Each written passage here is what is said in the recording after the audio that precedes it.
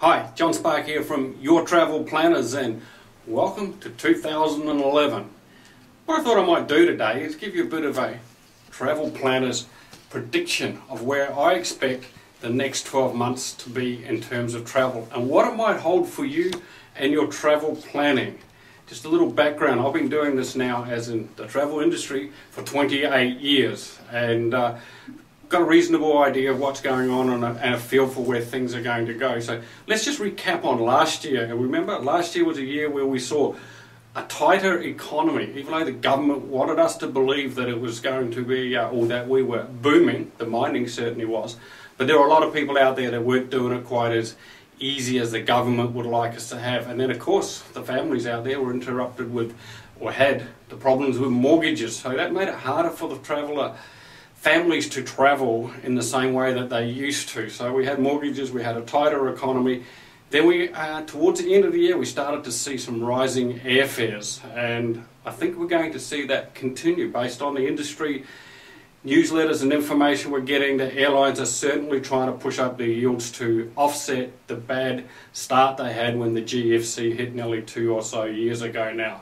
And there's another interesting pattern out there, and that's internet bookings. Many more people are making their bookings on the internet and using it for research. And that's fantastic because it really is a valuable tool for all of us. But one of the things that's really showing up, and particularly in the last part of the year, were scammers. Right here in Western Australia, scams like using an authentic, original company's name and address and yet directing traffic straight to themselves. So a lot of people are getting hurt with that, and it's making people a little bit cautious. I urge you, be very cautious as well. And let's look at the year ahead, and we can't start off without at least mentioning Queensland and the floods. A terrible tragedy at the best of times for all of us. It's just amazing to believe that 75% of Queensland could be underwater, and businesses and what's going on with them and what will be going on with them. I'm just so grateful personally that I don't face that problem. In fact, next Wednesday, if you see this before next Wednesday, we're actually going to give half of our takings for the day away to help the people in Queensland. But there's a separate video on that, so you may want to check it out a little later on. Now, the other thing that's happening out there is that travel agencies are starting to downsize, and I know that because 2 years ago we had 9 employees. Now there's only 4 of us.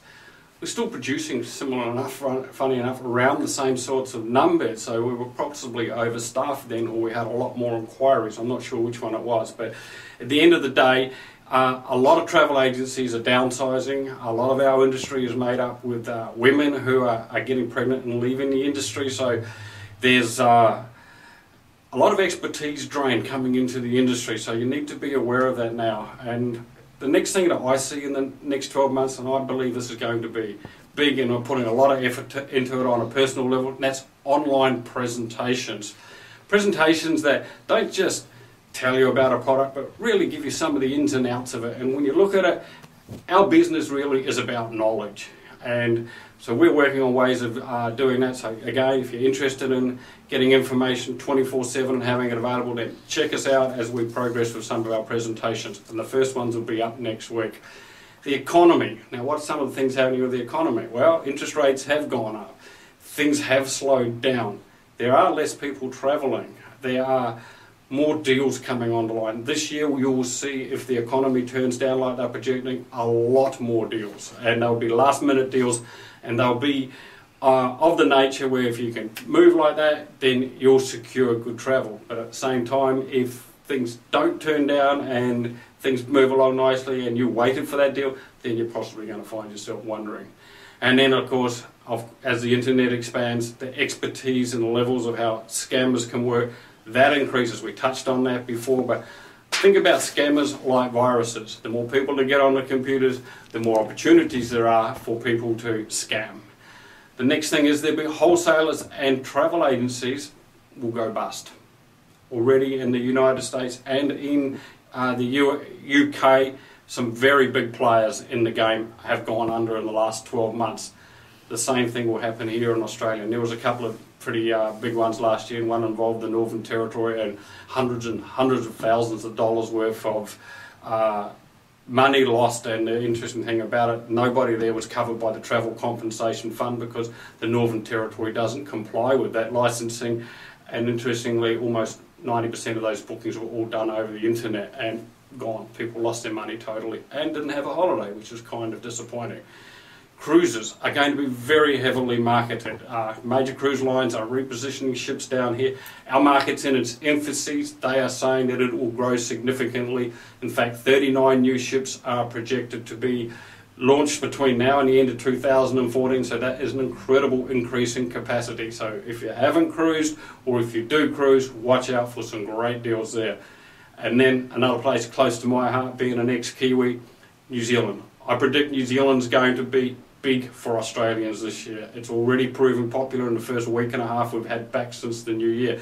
One of the main things that's going for New Zealand, other than the fact it's a great place to visit, is an incredibly good exchange rate compared with the Australian dollar at the moment. It's something like about $1.30, $1.34. So great value, a brilliant destination. Expect to see a lot more people going to New Zealand and a lot more advertising on New Zealand.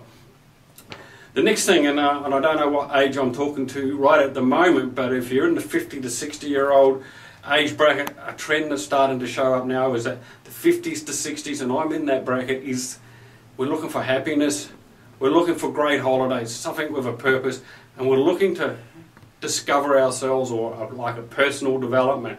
Hence why I call travel the greatest educational tool going, because it provides all three of those. It can give you great happiness, it can give you an amazing travel experience, and you can get guaranteed plenty of great personal development experiences.